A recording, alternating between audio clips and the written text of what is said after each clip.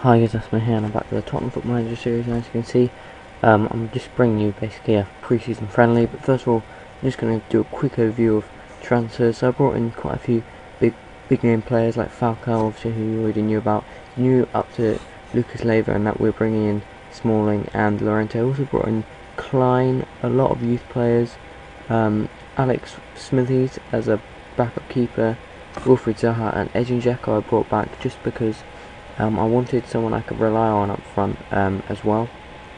And obviously loaned out a lot of players, sold just some unneeded players, and got 10 million for Asukoto, which I think at this stage was quite a good amount of money to get for him. We did get 23 million for Jovetic, which I think is that about, actually I think that's about the amount we bought for him for, so that's a bit good. I think it's a bit less than what we bought him for, but he did do a decent job, so about 1 or 2 million. I'm happy to spend that. Yeah, Parker's gone, Dembele, Vertonghen have gone. Basically anyone we didn't really need has gone, and people we did need have come in. We've brought in a lot, and I mean a lot of youngsters. I mean a lot of our money's gone on young players. Lee Ashton, who we signed from Southampton, he's only 17, look at those stats. He was the top scorer at the under 17s European Championships recently, which England won, as well as the under 21 European Championships, I think it was, that they also won England, so that's good for England. But yeah, let's get into the match, and this match is against my under 18s to see how these young players get on. Oh, I will also actually show you how we got on in our other friendlies just quickly. We beat FC13 3-1 away, and we beat my team Hereford 5-0 away. But then we beat RJ Roger or something like that, I think it is. Can't exactly remember. Beat them 2-0, that was away, and beat Leyton Orient 2-0 away as well. So I mixed the squad up a bit, quite a bit in those games, but I can't really be bothered to go into much detail. But anyway, here's the match. So quite a few players, obviously, that I brought in there. Nunez, I'm not sure that I brought in that keeper. I brought in the left back, the right winger, central midfielder, left winger, him, and I don't think I brought in Murray, did I? No, I think he's one that I brought in with my new updated youth players that get drafted in. But anyway, our team stays. Smithies, I'm basically playing as many new players as I possibly can to give you a look at them as well. Let's just to look at the new team. So Smithies, Kelly, Smalling, Corker, Klein playing left back today. I know it's not his preferred position, but he is actually our backup left back, so as well as being a backup right back. So yeah, we're playing him on the left back. Isco, he didn't really play a lot, so I decided to put him in. Lucas, obviously, Wilfried Zaha, Andre Ayew, obviously also one that we haven't actually seen a lot of, but Llorente and Falcao up front. Falcao hasn't had the best pre-season. He missed a couple of easy chances, but he's set up quite a few. He's played quite well, so I do think he's going to be worth it at the end of the day. I think he may just need to get used to the formation, because I think he's more used to playing up front alone. But he's going to have to adjust, because now we've got 5 strikers, we can't just play one up front. We've got 5 really good strikers as well, so we're going to be rotating the squad quite a lot, and just hoping we don't get too many injuries. Falcao's also got communication problems with the language barrier, so that might be another thing. As he gets obviously more used to it, he'll get better with the team. So yeah, we are actually away at the Tottenham under 18s ground. I thought I'd just play there as a change, I guess. Also, so we didn't do in our ground. Llorente, oh, I should have put it in there, just a poor shot at the end. Yeah, I brought in Dzeko, basically, you know, it was only 10 million, and 7.5 of that was over 48 months. So it wasn't a lot of money for a player as good as Dzeko, and I thought, just in case Llorente doesn't play too well, I mean, we can always sell Llorente for probably around 20 million after having brought him in for nothing. So probably sell him for about 20 million. But you know, I want to get Dzeko in, because if he doesn't play well, a bit like Damiao didn't last year, and Jovetic, I don't want to be waiting till January to get another striker and then not being able to play that striker in Europe possibly. So I thought I'd buy him now, as it doesn't really make much difference, just in case. And even if not, if if one of my strikers gets injured, then he's just there to play, isn't he? He's just another striker that I can use. So yeah. And I know people wanted me to use youth more, but to be honest, loaned out a lot of players. I haven't just loaned them out to any else club. I've been checking whether they're going to be playing regular football, which leagues they're going to be playing in. So trying to get them as high up, but playing regular football. Falcao, oh, that's a great goal from Falcao there. Yes, it's against the under-19s, but it's still a great goal. It's still nice to see. Look at this. Just takes it past him. Premier League probably wouldn't have been able to do that, but oh well. But yeah, what was I talking about? Was I still on Dzeko, or had I moved on? I think I was still on Dzeko, but yeah, basically just be able to. I can't remember, to be honest. We'll just move on. I think I said pretty much everything I wanted to say on Dzeko anyway. Nothing too important. Basically just explaining why I brought him back. He was only on loan last season, of course. Llorente is playing really well. Falcao. Llorente links up with Falcao. Obviously they've got no language barriers. They both know Spanish. Llorente obviously being Spanish. Falcao having played in Spain and Colombia. I think they speak Spanish. So yeah, that's a nice. At least they can speak to each other, even if they can't speak to the rest of the team. Zaha, really someone I'll probably look to use more as backup, and maybe in like the League Cup or Capital One Cup, if you want to call it that, because that's what you're technically supposed to call it. And I was actually going to get there. Wow, nice pace from him. Llorente heads over. He did score a really nice header against. Who was it? FC Twente, I think, on his debut. The cross came in from Ayew, and it was like a running header. It wasn't quite diving, he just kind of flicked it with his head. I actually did a head movement there. Falcao will probably have to bring him off at half time. He's picked up a kind of a knock, not a proper knock though.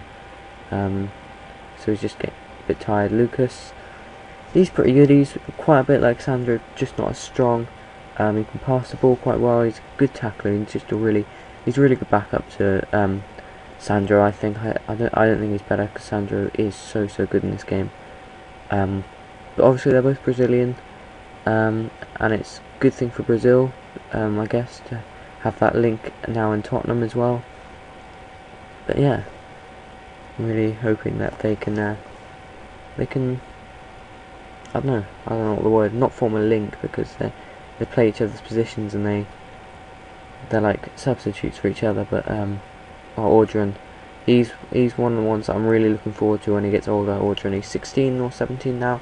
Brought him in from Lyon, and he looks like he could be really good one day. He can play anywhere down the right and up front, so wherever we need him. I think I'll get Demba Ba on now. For Falcao. Falcao scored 2 goals, so he's showing me now that he is a good player. This under-18s team is probably it is one of the strongest under-18s teams in the country. Basically, it's nicked England's 2 best under-18s players, and who are, like, you know, France's best new regenerated players. That the game's just regenerated. I've basically gone and got as good as the best players I possibly could. A lot of them were French. Some of them were English. Oh, and one of my under-18s has been sent off. Not good for him, but it doesn't really make a difference because it's in a friendly. Louis Black. I guess it's just a learning bot for him there, then. You know, not to get sent off and not to be like that. Not to be so violent, I guess. But I'm sure, you know, it's all a learning process when you're this age, and games like these are really good, especially when they're not getting thrashed, when it's only stuff like 2-0. Okay, it's not my very best team, but it's certainly a team that could be doing better than this, but they're playing quite well, in all fairness.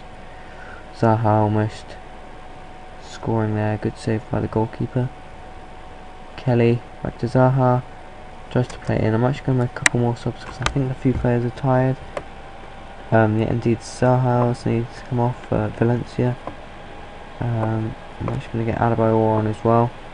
Isco should come off. small, and I don't want anyone getting sent off. I think I'll just bring on my first team now and see how they do out there. Actually, I think that's a good idea. Just to get them all out there. I'll leave Smithies on the pitch, give him a full match, and yeah, see if he can keep that sheet clean. Ashton, one of my up-and-coming strikers, I think, although he's in playing midfield.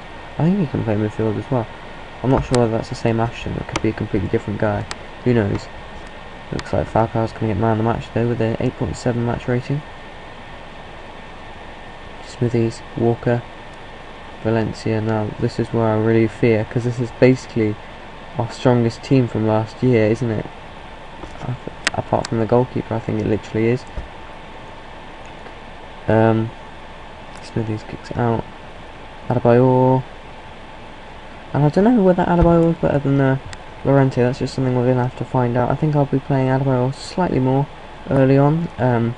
Certainly in the big games, and we have a lot of big games at the start of the season. I think I'll show that at the end of this episode. Actually, I might not have enough time. Sorry, it just stopped recording for some reason. So anyway, I've sorted that out now, and we can continue on. We did skip a bit.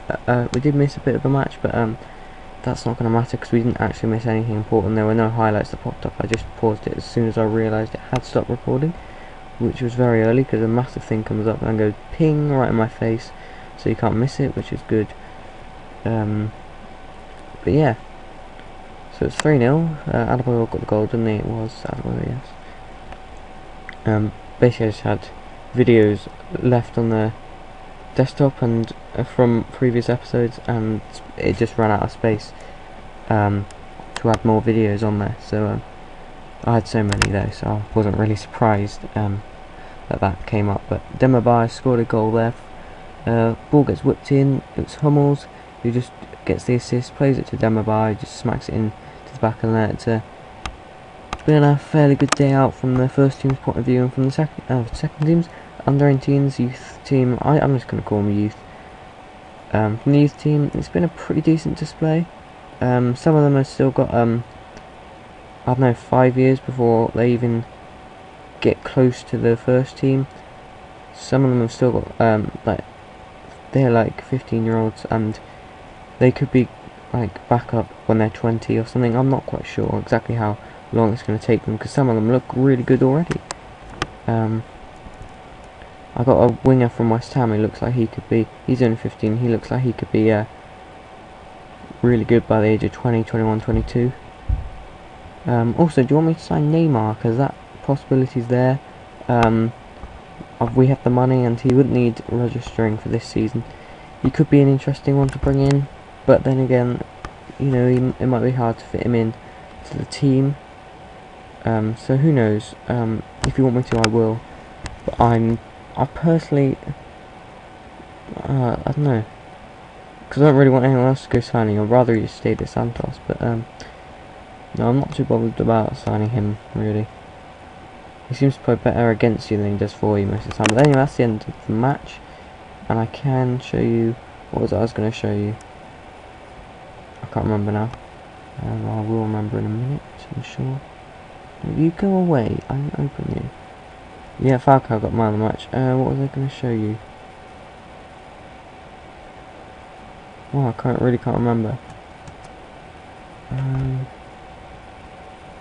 That was it, my opening fixtures to the Premier League. So look at this, we start off pretty easy, 3 games, West Ham, Keeper and Blackburn, then we got City in the Super Cup, United, Liverpool and Chelsea in the league. So that's a kind of a, well that's basically minus the City match. It's United, Liverpool and Chelsea in the Premier League is my September, so that's going to be a really, really tough month. But otherwise it's not too hard. You know, we get a little spell here. Fulham are always hard team to beat on this game, I find anyway. So that could be a tough match. But yeah, Everton as well. So that could be a bit of a tough period. But I think we'll get through it okay. We've got this Tottenham Cup coming up, which I'm just going to use like youth team and backup players and a few first team players maybe. And then this Real Madrid friendly, which is one I can't cancel. I'm just going to play complete backup and youth players, because that comes just 3 days before the Man City game, which is the Community Shield, which is obviously one I'm more looking to win. We've already got 4 games against Man City set, and who knows, there could be a final or something against them as well. So who knows about that. But anyway, that's going to be the end of this episode. Thank you for watching. Please leave a like if you did enjoy the video, and I will see you next time. Thanks and goodbye.